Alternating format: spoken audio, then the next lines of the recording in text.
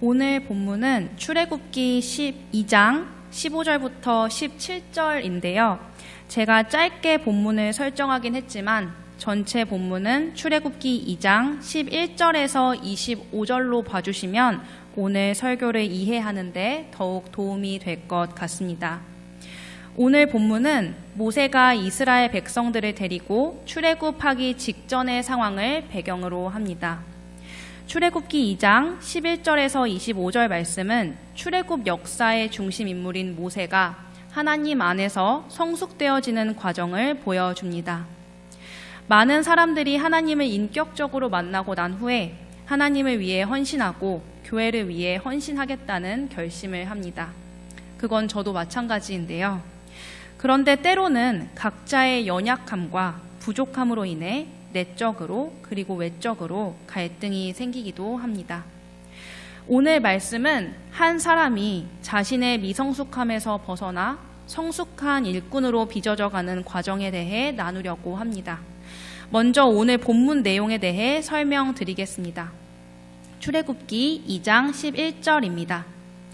모세가 장성한 후에 한 번은 자기 형제들에게 나가서 그들이 고되게 노동하는 것을 보더니 어떤 애굽 사람이 한 히브리 사람 곧 자기 형제를 치는 것을 본지라. 본문은 장성한 모세가 이스라엘 백성들이 고되게 노동하는 모습을 보는 것에서 시작합니다. 그런데 주목할 것은 모세가 이스라엘 백성들을 자신의 형제라고 생각합니다.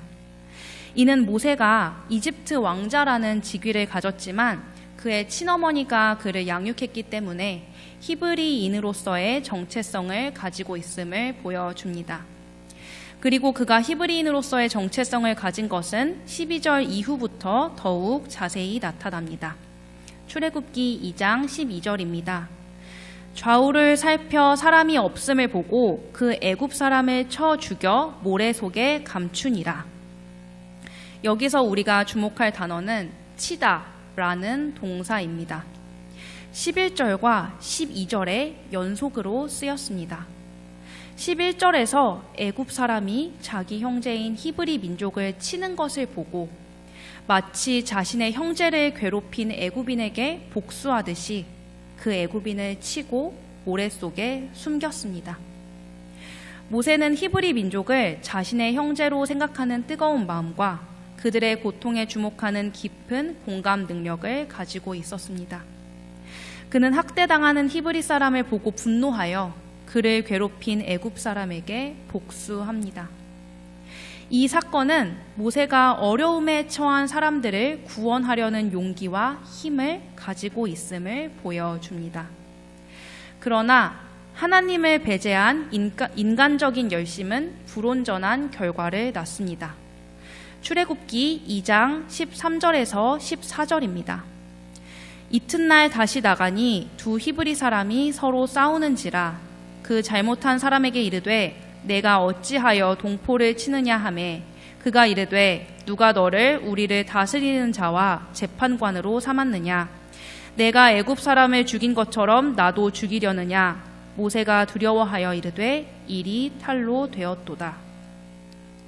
아직 자신의 감정을 통제하는 법을 배우지 못한 모세에게 그의 인간적인 열정은 오히려 독이 되었습니다. 그의 행동은 하나님께서 원하시는 방법이 아니었습니다. 하나님과 히브리인 그 누구도 모세에게 폭력을 휘둘러 자신의 형제를 지키라고 요구하지 않았습니다. 이는 오직 모세 혼자만의 독단적인 인간적인 분노와 열심에서 비롯된 행동이었습니다. 히브리인을 위한다고 생각했던 모세의 인간적인 방법은 오히려 히브리인으로 하여금 희망은커녕 공포심과 반발심을 조성했습니다. 출애굽기 2장 14절에서 내가 애굽 사람을 죽인 것처럼 나도 죽이려느냐와 같은 질문을 제기하며 모세를 거부합니다. 그는 이집트 왕자로서의 직위를 잠시 내려놓고 히브리인의 편에 들었지만 그의 행동은 정작 히브리인의 동의와 신뢰를 얻지 못했습니다. 이는 모세를 지도자로 신뢰하기에 그가 아직 부족하다는 것을 명확히 보여줍니다. 결국 히브리인을 구원하기 위한 그의 인간적인 열심은 그의 미성숙함과 독단으로 인해 실패로 돌아갑니다. 그리고 자신의 과오가 탄로나자 모세는 두려움 속에 미디안 광야로 몸을 숨기는 고독한 도피자 신세가 됩니다. 이러한 모세의 실수는 하나님 일을 하겠다고 자원하는 우리들에게 많이 보이는 모습입니다. 우리는 때때로 영혼을 사랑하는 마음, 교회를 향한 마음이 가득하여 영적인 숙고와 하나님의 뜻을 묻는 과정 없이 섣불리 행동에 옮길 때가 있습니다. 열정과 사랑만 가득한 채 영적 숙고 없이 옮긴 행동은 비극을 초래합니다. 영혼과 교회를 위해 했던 행동이 되려 비극을 초래하는 결과를 낳을 수 있습니다. 이처럼 하나님을 배제한 인간적인 선한 의도가 항상 선한 결과를 보장하지 않음을 기억해야 합니다. 따라서 하나님의 일을 하는 우리에게 다음과 같은 질문을 할 수 있습니다.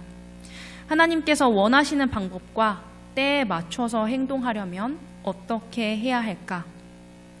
우리는 이 질문을 가지고 끊임없이 숙고해야 합니다. 다음으로 출애굽기 2장 16절에서 17절입니다. 미디안 제사장에게 7딸이 있었더니 그들이 와서 물을 길어 구유에 채우고 그들의 아버지의 양떼에게 먹이려 하는데 목자들이 와서 그들을 쫓는지라. 모세가 일어나 그들을 도와 그 양떼에게 먹이니라. 다들 아시다시피 미디안 광야에서 모세는 40년이라는 생활을 보냅니다. 광야 생활이 어땠는지 성경에 구체적으로 나와 있진 않지만 광야 생활을 통해 모세는 굉장히 성숙해졌습니다. 성숙해진 모세의 모습은 바로 16절과 17절을 통해 알 수 있습니다. 미디안 광야에서 나그네 생활을 하던 중 모세는 우물가에서 곤경에 처한 미디안 제사장의 딸들을 도와주는데요. 목자들이 와서 그 딸들을 쫓아내려고 하는데 그 모습을 본 모세가 딸들을 도와주고 딸들의 양떼에게도 물을 먹입니다. 그런데 이러한 모세의 모습이 이전과 많이 다르지 않나요? 우물가에서 딸들을 도와준 사건과 모세가 애굽에서 했던 일 모두 정의로운 행동입니다. 그런데 이전과 달리 폭력과 복수가 아닌 양떼에게 물을 먹이는 선행으로 이루어지며 그의 행동에 대해 주변 사람들로부터 비판이 아닌 환대를 받습니다. 출애굽기 2장 19절에서 20절입니다. 그들이 이르되 한 애굽 사람이 우리를 목자들의 손에서 건져내고 우리를 위하여 물을 길어 양떼에게 먹였나이다. 아버지가 딸들에게 이르되 그 사람이 어디에 있느냐? 너희가 어찌하여 그 사람을 버려두고 왔느냐? 그를 청하여 음식을 대접하라 하였더라. 모세의 도움을 받은 미디안 제사장의 딸들이 여느 때보다 일찍 돌아오자 제사장이 이렇게 묻습니다. 오늘따라 왜 이렇게 빨리 돌아왔니? 아버지의 질문에 딸들이 이렇게 대답합니다. 한 애굽 사람이 저희를 목자의 손에서 건져내고 물을 길어서 양떼에게 먹였어요. 여기에서 건져내다라는 단어는 히브리어 원어의 뜻을 살펴보면 구원하다, 생명을 회복시키고 되찾게 한다 라는 의미를 가지고 있습니다. 딸들이 모세의 행동을 자신을 구원하였다라고 여긴 것입니다. 이 대답을 들은 아버지의 마음이 어땠을까요? 이 사람 놓치면 안 되겠다 라는 생각이 든 것 같습니다. 그리고 모세에게 보답하려는 마음이 흘러 넘쳤던 것 같습니다. 그래서 딸들에게 이렇게 이야기합니다. 그 사람이 어디에 있느냐? 너희가 어찌하여 그 사람을 버려두고 왔느냐?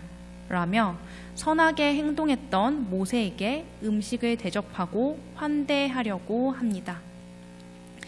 마침내 21절에서 모세는 제사장의 딸들 중 한 명인 십보라와 결혼을 하여 아들을 낳는데 그 이름을 게르솜이라고 짓습니다. 게르솜의 뜻은 나그네입니다. 모세가 아들의 이름을 게르솜, 즉 나그네라고 지은 것은 그가 애굽 궁정과 히브리 공동체에서 모두 벗어난 근본적으로 소외된 이방인 신분이지만 더 이상 이 상황을 한탄하거나 회피하려고 하지 않고 이제는 겸허히 받아들이고 인정하겠다는 깊은 심리적 고백입니다. 이처럼 우리는 훈련을 통해 미성숙한 열심에서 성숙한 사역으로의 전환이 일어납니다. 광야의 시간은 자신의 선한 의도를 방해하는 상황을 회피하지 않고 마주하고 수용하며 그 안에서 하나님이 주신 사명을 준비하는 영적 숙고의 시간이 되게 합니다. 이렇게 상황을 정면으로 받아들이고 숙고하는 시간이야말로 하나님께서 맡기신 참된 사명을 준비하고 감당할 수 있는 성숙한 일꾼으로 빚어지는 결정적인 기회가 되는 것입니다. 우리에게도 광야와 같은 시간이 찾아올 수 있습니다. 때로는 사람들이 자신의 열심을 몰라줄 수도 있습니다.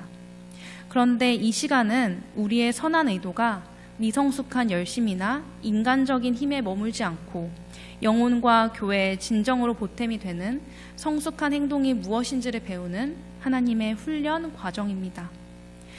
마지막 본문의 구절인 23절에서 25절을 통해 구원 사역의 주체가 사람이 아닌 하나님임을 알 수 있습니다. 출애굽기 2장 23절과 24절입니다. 여러 해 후에 애굽 왕은 죽었고 이스라엘 자손은 고된 노동으로 말미암아 탄식하며 부르짖으니 그 고된 노동으로 말미암아 부르짖는 소리가 하나님께 상달된지라. 하나님이 그들의 고통 소리를 들으시고 하나님이 아브라함과 이삭과 야곱에게 세운 그의 언약을 기억하사. 아멘. 여러 해 후에 애굽 왕은 죽습니다. 애굽 왕은 죽었고 라는 구절은 이스라엘 백성들이 구원받을 시점이 다가왔음을 알려줍니다. 이는 히브리인의 고난의 시대가 끝나고 하나님의 주권이 시작되는 전환점이 왔음을 의미합니다. 하나님께서는 이제 이스라엘 백성을 구원하시기 위해 광야에서 준비된 일꾼 모세라는 사람을 예비하시고 본격적으로 사용하실 계획을 세우십니다. 같은 시점에 히브리 민족은 고된 노동으로 인해 고통 속에서 부르짖습니다. 여기서 중요한 것은 인간의 부르짖음에 대해 반응하실 분은 사람이 아닌 오직 하나님 한 분이라는 점입니다. 인간이 주체가 되어 무언가를 하려고 할 때 그것은 모세의 초기 행동처럼 폭력의 과정이나 불온전한 결과를 낳을 수 있습니다. 그러나 하나님께서 모세보다 먼저 앞서 가셔서 아브라함과 이삭과 야곱을 통해 언약을 세우셨고 이스라엘 자손을 돌보셨으며 그들을 기억하셨습니다. 하나님은 언약 백성의 고통을 듣고 기억하고 보고 인식하십니다. 혹시 우리 성도님들 중에 고통 속에 계신 분들이 계실까요? 분명 하나님은 그 고통을 들으시고 이전에 하나님과의 약속을 기억하고 계십니다. 그러나 하나님께서 움직이는 때가 있음을 우리는 반드시 기억해야 합니다. 24절에서 25절까지의 주어는 하나님이고 동사는 세 가지가 나옵니다. 들으시고 기억하사 돌보셨고입니다. 이 세 가지 동사는 하나님께서 이스라엘의 고통에 완벽하게 응답하고 계심을 보여줍니다. 그리고 이러한 하나님의 주도적인 행동은 모세의 실패와 극명하게 반대됨을 보여줍니다. 이는 앞으로 있을 출애굽이라는 구원 사역이 인간의 힘이나 열심으로 이루어지는 게 아니라 오직 하나님 한 분을 통해서만 이루어질 수 있음을 강력하게 선언하는 출애굽기의 도입부임을 알려줍니다. 따라서 하나님의 일꾼인 우리는 언제나 자신이 모세와 같이 하나님께 쓰임받을 도구임을 기억해야 합니다. 사역의 주체는 하나님이시며 우리는 그분의 계획을 실행하는 대리자입니다. 자신의 열심이 아닌 하나님의 뜻과 때에 맞추어 영적으로 깊이 숙고하고 행동해야 합니다. 성숙한 사역은 뜨거운 긍휼의 마음에 하나님의 완벽한 지혜를 더하여 그분의 역사를 이루어 드리는 것임을 기억해야 합니다. 우리 성도님들 중에서는 교회 내에서 발생하는 여러 가지 일들로 인해 지칠 수도 있고 마음이 어려울 수도 있습니다. 저 또한 교회학교 교사였을 때 그랬던 것 같습니다. 때로는 하나님에 대한 원망과 교회에 대한 원망이 들 수도 있습니다. 그러나 이러한 시간 또한 하나님께서 우리에게 허락하신 시간이며 감내해야 하는 시간임을 오늘 본문이 말해 줍니다. 오늘 말씀을 마치고 오늘 우리 다 함께 기도하기 원하는데요. 이렇게 기도하기 원합니다. 하나님, 저의 지식과 지혜, 인간적인 열심을 모두 내려놓습니다. 지난날 하나님을 의지하고 저의 힘을 의지했던 것들 모두 회개합니다. 임마누엘의 하나님께서 저와 함께하여 주시옵소서. 우리 다 함께 기도하겠습니다. 아버지 하나님, 지난날 저의 지식과 지혜와 인간적인 능력에 의존했던 것을 주님 앞에 회개합니다. 제 마음대로 하나님 일을 했던 것들 회개합니다. 아버지 하나님 용서하여 주시옵소서. 이제라도 깨닫게 해주심에 감사합니다. 하나님 교회를 위해 그리고 제가 맡은 부서를 위해 어떤 것을 해야 할지를 알려주시옵소서. 주님의 때와 방법에 맞게 일할 수 있도록 주님 붙잡아 주시옵소서. 모세와 함께 하셨던 하나님, 서초 신동교회와 함께하여 주시옵시고 저희가 한 걸음 한 걸음 앞으로 나아갈 때마다 주님께서 함께하여 주셔서 서초 신동교회 가운데 하나님의 인도하심을 느낄 수 있게 하여 주시고 제가 맡은 부서가 하나님의 계획 아래 움직일 수 있게 하여 주시옵소서. 아버지 하나님, 구원사역의 주체는 제가 아닌 하나님임을 인정합니다. 저의 힘과 지혜와 능력이 아닌 하나님께서 사역의 주체가 되어주셔서 일하여 주시옵소서. 모든 과정마다 영적인 숙고를 할 수 있도록 허락하여 주시옵소서. 아버지 하나님, 또한 주의 일로 지쳐 열정이 사라져버린 이들이 있습니다. 그들에게 찾아가 주셔서 다시 한번 그 열정을 회복시켜 주시옵소서. 하나님께서 열정과 지혜와 새 힘을 주셔서 서초 신동교회를 다시 한번 섬길 수 있도록 주님 함께하여 주시옵소서. 교회를 섬기는 이들에게 영육간의 강건함 허락하여 주시고 남을 배려하는 마음과 관용을 허락하여 주셔서 서초 신동교회가 비로소 하나님 사랑과 이웃 사랑을 실천하는 교회가 되게 하여 주시옵소서. 이 모든 것들을 주님 앞에 올려드립니다. 아버지 하나님, 서초 신동교회를 주님 손에 올려드립니다. 이제는 사람의 뜻과 계획을 의존하지 않게 하시고 오직 하나님의 선한 계획과 뜻에 맞추어 일할 수 있게 하여 주시옵소서. 오직 하나님만의 사역의 주체이고 예수님이 교회의 머리이심을 알고 그것에 맞추어 일할 수 있는 우리 모두가 되게 하여 주시옵소서. 우리 성도님들에게 새 힘을 더하여 주셔서 지친 영혼들이 있다면 회복할 수 있는 기회를 허락하여 주시길 기도합니다. 이 모든 말씀 예수님의 이름으로 기도드립니다. 아멘.